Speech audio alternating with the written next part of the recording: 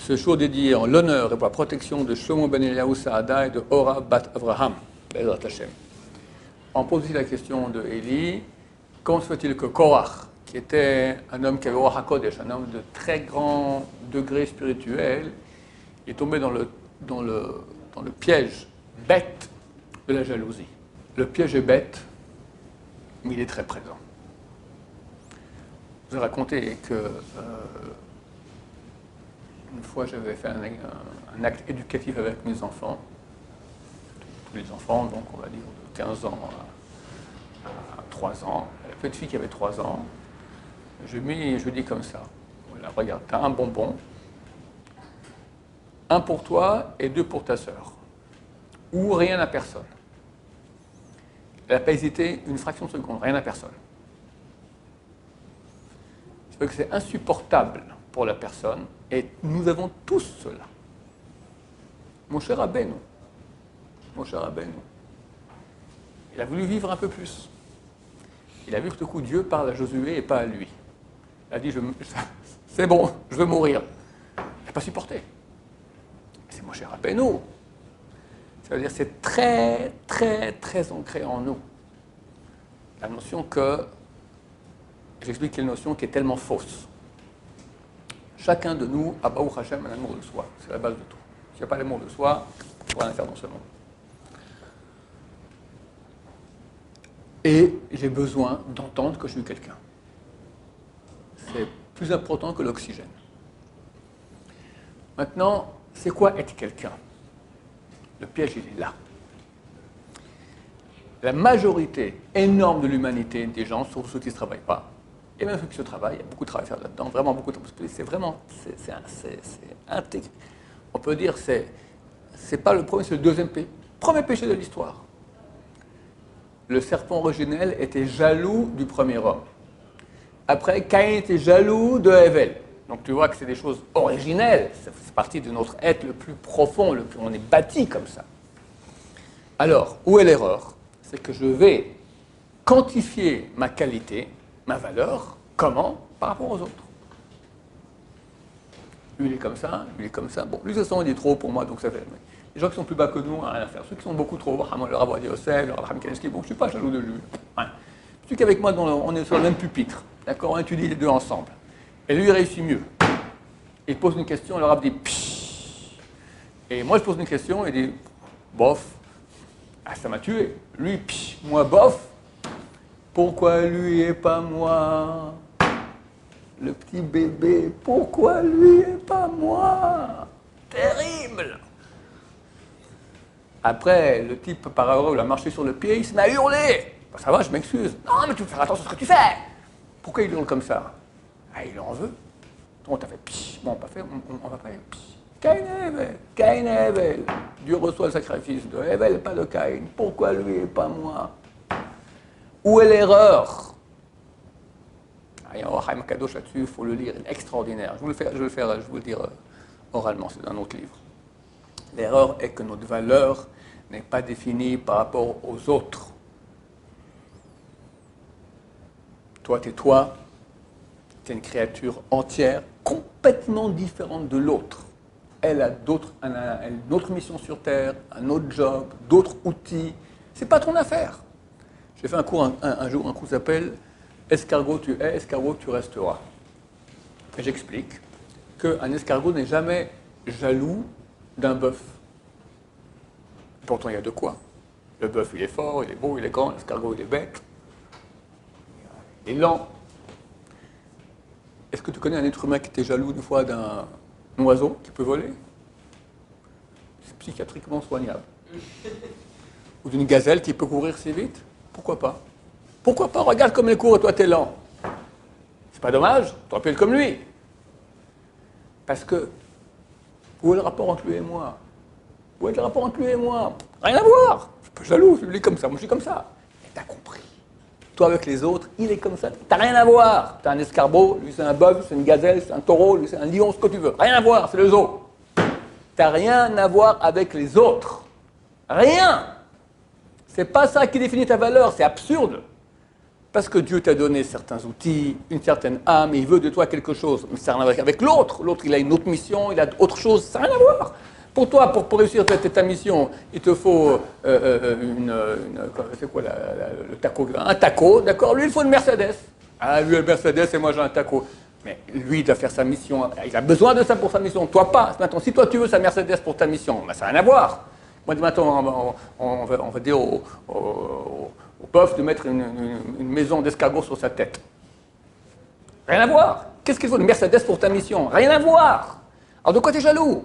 Toi, tu as reçu exactement ce qu'il te faut, exact, et rien qui te manque. Exactement ce qu'il faut pour toi. Rien te manque. Si on intègre ça, on ne sera jamais jaloux. Mais c'est du travail. C'est du travail parce que le Yetzirara, pourquoi lui et pas moi, il revient, et c'est très fort. Et chez tout le monde, c'est comme ça. Tout le monde. Du plus grand au plus petit. Tu me poses la question Korach, c'est une très bonne leçon. Même Korach. Lui aussi, il tombe dans le panneau.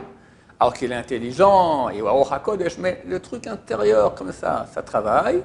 Et après, l'imagination commence à nous faire travailler comme ça. Oui, non, mais quand même. La source, c'est ça. Mais après, on trouve d'autres raisons. Des arguments, une argumentation. On ne va pas faire pourquoi lui et pas moi. C'est idiot. Tu vas vraiment chercher pourquoi lui et pas moi. Crétin. Mais tu vas habiller ça avec un argumentaire super. Tu allais toute la nuit parler à tout le monde, les chauffer. Avec quoi? Pourquoi lui et pas moi? Ils savaient tous que sur 250 personnes, un seul serait Kohen Gadol, tous les autres ils crèvent. Et il les a convaincus. Comment? On est prêt à crever les Shem Shamaim pour Dieu, pour qu'il y ait la justice, pour qu'il y ait une droiture. Pas des combines de Moshe, il prend ses copains comme ça, il les met lui président, lui Kohen Gadol, etc. On est prêt à mourir pour la bonne cause. Et tout ça, c'est motivé par la jalousie. Et combien c'est courant que des gens agissent, soi-disant... Bon, en politique, on n'en parle pas. Tous les politiciens, je ne sais pas comment le peuple croit encore aux politiciens. D'accord, un politicien, on veut le bien de la société.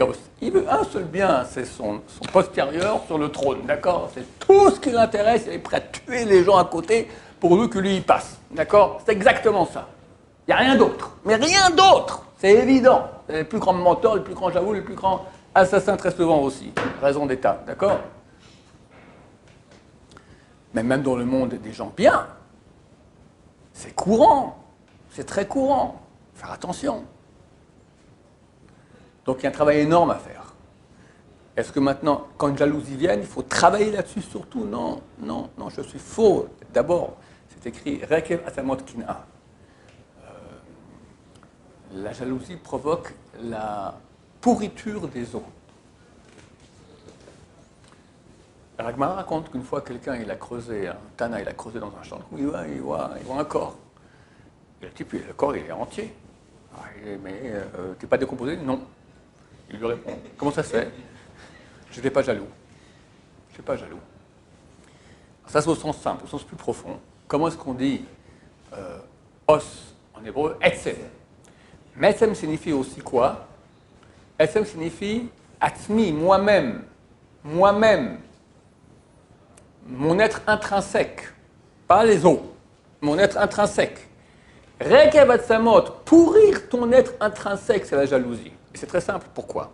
Parce que tu as donné maintenant des outils, tout ce que tu as, tous les dons que tu as, tous les problèmes que tu as, tous les manques de dons que tu as, tout l'argent ou pas l'argent, tout ce que tu as, tout, c'est les meilleures choses pour que tu fasses ton job sur Terre.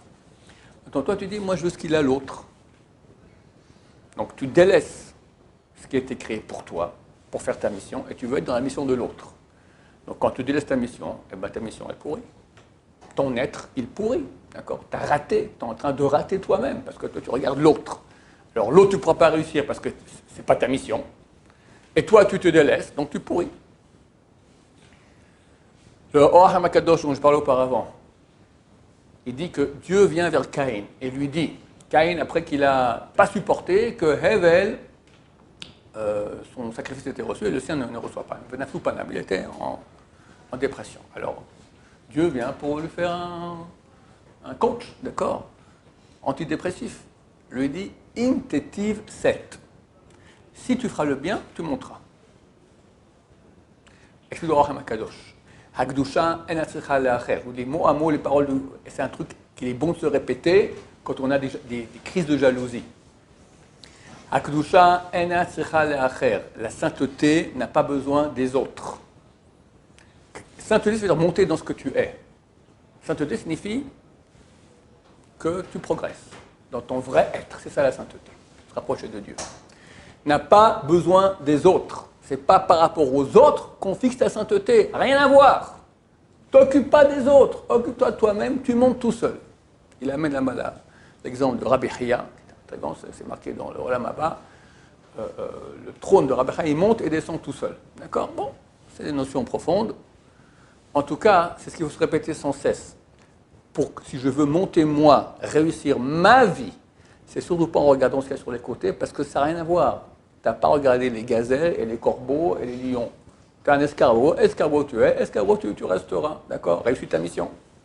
Ou tu peux faire être un bœuf, sois un bœuf, peu importe, mais sois pas les autres. La sainteté n'a pas besoin des autres. Il y a une phrase aussi que ça vaut la peine de dire, qui est écrite dans le Talmud, je crois, traité Yoma, page 38. Écrit là-bas comme ça. En ton nom, on t'appellera. À ta place, on t'asseira. Tout ce qui te revient, tu recevras. Aucune royauté ne touche une autre royauté, ne serait-ce que d'un cheveu. Quand tu as une crise de jalousie, dis en mon nom, on m'appellera. Personne ne peut me prendre rien de ce que je suis. Parce que lui, j'ai l'impression que si quelqu'un a plus réussi, on m'a pris quelque chose. On t'a rien pris. Il ne peut pas prendre un cheveu de ta roi. Toi, tu es roi sur toi-même, lui est roi sur lui-même. Personne ne peut interférer dans la royauté de l'autre, ne serait-ce que d'un cheveu. En ton nom, on t'appellera. Sur ton siège, on t'asseyera, on ne peut rien te prendre. C'est-à-dire qu'il n'y a pas de relation entre lui et moi. Je ne peux rien lui prendre et lui ne me prend rien. Chacun de son côté, chacun son job. Qui fixe ma valeur?